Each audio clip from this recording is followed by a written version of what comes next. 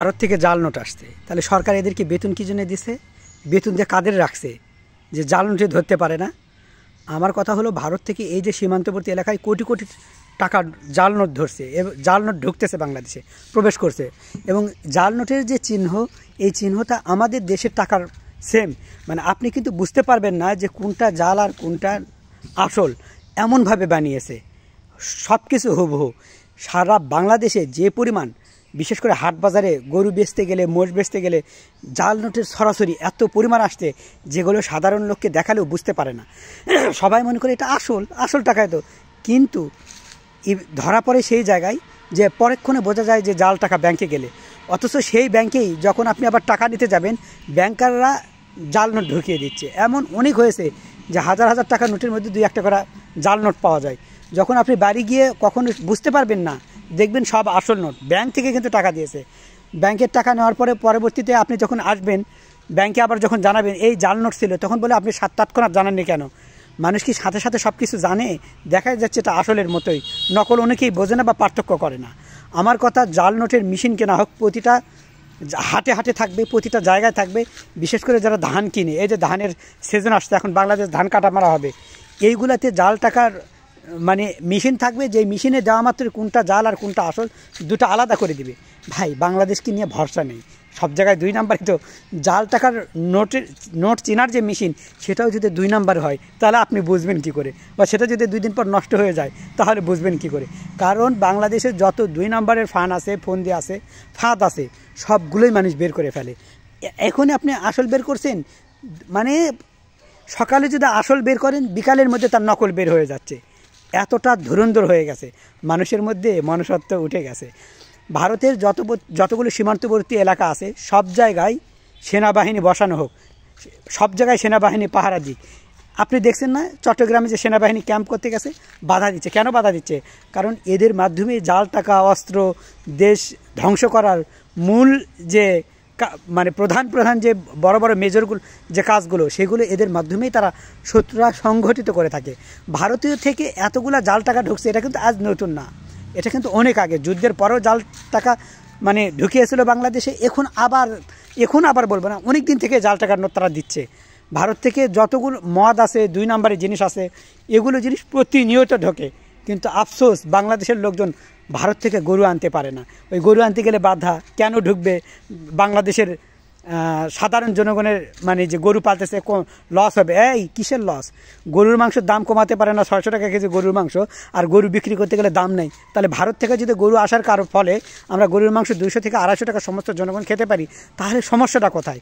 আসলে এই সিন্ডিকেটগুলো ভারত থেকে গরু আসতে দেয় না। কেন দেয় না? ওই যে 600 টাকা কেজি মাংস, মানে 3 গুণ ডবল দামে মাংস বিক্রি করবে। মানে বলে না, আঙুল ফুলে কলা গাছ, মানে বেশি বেশি খাবে। মানে বাংলাদেশটা পারলে এরা গোটাই গিলেই খাবে, মানে এক বিন্দু ছাড় দেবে না বাংলাদেশকে। পারলে গোটা গিলে খাবে। এদের সামনে যদি কেউ একটা নাড়ুর মতো করে দেওয়া হয়, মর মতো করে, এক কামড়ে খেয়ে ফেলবে। এদের কাছে কোনো মানে এই দালালদের কাছে, সিন্ডিকেটের কাছে কোনো কি নাই, মানবিকতা, দয়া মায়া এগুলো কিচ্ছুই নাই। চিন্তা করে দেখুন তো, আজ পর্যন্ত ভারত থেকে আমরা শুধু মদ অথবা 2 নাম্বার জিনিসপাতি, ইভেন কি আমরা যে করোনার সময় টিকা নিছি, এই টিকার মধ্যে মানে আমাদেরকে এমন কিছু রোগ দেওয়া হয়েছে, আমাদের প্রত্যেকের এখন চুলকায়নি, প্রত্যেকের অ্যালার্জি। যে অ্যালার্জি আমার 14 গোষ্ঠীতে ছিল না, অথচ এখন আমারও গা অনেক সময় চুলকায় এই টিকার, মানে করোনা টিকা নেওয়ার ফলে। এই জন্য বলছি, ভারত থেকে যে কোনো জিনিস যেন আমাদের দেশে কোনোভাবে প্রবেশ না করতে পারে। সেই ক্রিম হতে পারে, সে খাবার হতে পারে, সে মশলা হতে পারে, যে কোনো জিনিস। কারণ ভারতের এই জিনিসগুলোতে ক্যান্সারের উপাদান আছে, যেগুলো খেলে বা ব্যবহার করলে আপনার ক্যান্সারও হয়ে যেতে পারে। এই জন্য বলছি, এই মুহূর্তে ভারতের যে জিনিসগুলো রয়েছে, এই মুহূর্তে বয়কট করা খুবই প্রয়োজন।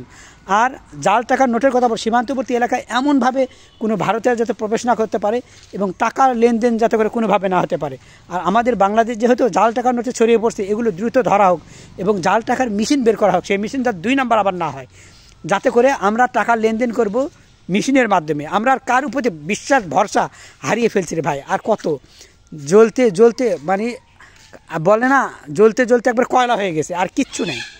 আর ওই কয়লাকে আর কি জ্বালাইবেন? আমাদের জীবনটা তেজপাতা করে দিছে এই ক্ষমতাসীনরা। একের পর এক যারা আসে, নিজেদের দলের কথা ভাবে, নিজেদের গদির কথা ভাবে, আমাদের সাধারণ জনগণের কথা ভাববে, এমন লোক পাওয়া দুষ্কর।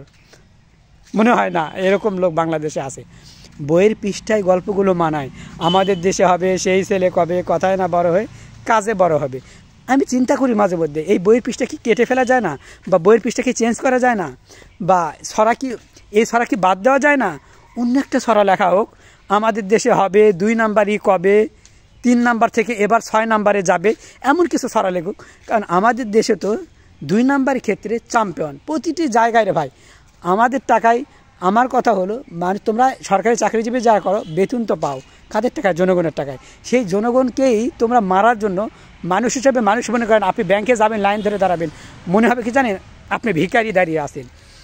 এই সোজা হয়ে দাঁড়াও, এই করো সেই করো ওই করো, ধরে নিলাম সোজা দাঁড়াচ্ছি, ওই যে কি যে কুটুর কুটুর করে আর মানে জমে যায়। খুবই খারাপ অবস্থা রে ভাই। ব্যাংকের লোকজনের ব্যবহার কি বলবো, সেটা আর না বলি, ব্যাংকের নাম বললাম না। প্রতিটা মানে যেগুলো ব্যাংকের প্রতি আমরা একটু আস্থা রাখি সেই ব্যাংকগুলো যেয়ে দেখুন তাদের যা ব্যবহার, আর তারা যে এমন মোশানে থাকে না জানি তারা এলিয়েন গ্রহের প্রধানমন্ত্রী। বাংলাদেশের না, বাংলাদেশ তো গরিব দেশের প্রধানমন্ত্রী। এলিয়েন গ্রহে, যারা এলিয়েন গ্রহে থাকে, চাঁদের দেশে থাকে, মানে আমাদের দেশের ব্যাংকাররা যারা ব্যাংকে জব করে মনে হচ্ছে এলিয়েন গ্রহের প্রধানমন্ত্রী। তারা কখনোই নিচে কোনো দিন আসবে না। মানে তাদের ব্যবহারটা এত খারাপ যা বলার মতো না। অথচ ব্যাংক একটা আমানত, সেই আমানত থেকেও যদি আমি টাকা তুলে নিয়ে আসি, সেখান থেকেও জাল নোট বের হচ্ছে। 2 দিন পর আসলে বলে কি তখন কেন অভিযোগ করেননি, এখন এটা ফেরত নেওয়া হবে না। তাহলে কি এরাও কি ভারতের সাথে সংযুক্ত নয় এই জাল টাকা নোটের সাথে? আমার মনে হচ্ছে প্রতিটি সেক্টরে প্রতিটি জায়গায় 2 নাম্বারে এমনভাবে ঢুকে গেছে, এই 2 নাম্বার থেকে আমাদের দেশ এখন 4 নাম্বার হয়ে যাবে, একমাত্র মানে কোথাও বাঁধবে না। এবং যে কোনো মতে দেখবেন আমাদের দেশটা ভ্যানিশ। কারণ চিন্তা করে দেখুন তো, একজন মানুষ যখন চাকরি পায় কত চেষ্টা করে, চাকরি একটা সোনার হরিণ, সেই চাকরিতে বসে কেন? আমাদের সার্ভিস দিবে বলে, সেবা করবে বলে। কিন্তু দেখা গেল সেবা তো দূরের কথা, শুধু আমরা স্কুলের গায়ে লেখা থাকে না শিক্ষার জন্য এসি সেবার জন্য বেরিয়ে যাই। তাই যদি হয় তাহলে একজন ডাক্তার, সরকারি ডাক্তার, সে আবার চেম্বার খোলে কেন? তার চেম্বারে ঢুকতে গেলে আমাকে 400, 500, 700, 800, 1500 টাকা ভিজিট পর্যন্ত দিতে হচ্ছে। তাহলে শেখার জন্য এসো, সেবার জন্য বেরিয়ে যাও। স্কুলের গায়ে, এই স্কুলের গায়ে যে এই লেখাটা, আমি আজ থেকে দাবি করছি এই লেখাটা এখনই তুলে নেওয়া হোক। এখানে অন্য কিছু শেখার জন্য এসো, খাওয়ার জন্য বেরিয়ে যাও। আজ থেকে প্রতিটা স্কুলের গায়ে লেখা থাকবে শেখার জন্য এসো, খাওয়ার জন্য বেরিয়ে যাও। কারণ যাই যত শিক্ষিত সে তত খাওয়ার জন্য হা করে থাকে, পারলে পুরা বিশ্বটা এক কামড়ে খেয়ে ফেলবে, ছাড় দেবে না, আপনাকেও ছাড়বে না রে ভাই। মানে শেখার জন্য এসো, সেবার জন্য বেরিয়ে যাও, এই কথাটা কোনোভাবেই মিলছে না। এই জন্য 2-1টা বলবেন, 2-1টা মিলছে, পাতানের মধ্যে 2-1টা ধানও থাকে, ওগুলো গণনার মধ্যে ধরে না ভাই। যেখানে মানুষের শরীর 99% শেষ হয়ে গেলে 1% দেওয়ার কিছু থাকে। শেখার জন্য এসো, খাওয়ার জন্য বেরিয়ে যাও, এই কথাই লিখতে হবে। নতুবা আমাদের সাথে গোলাম, মানে আমরা তার গোলাম। যেভাবে সরকারি প্রতিটা সেক্টরে আমাদের সাথে আচরণ করে, উচিত ছিল আমাদের টাকায় তারা বেতন পায়, আমাদেরকে স্যার বলা, স্যার কী সমস্যা, স্যার কী হয়েছে।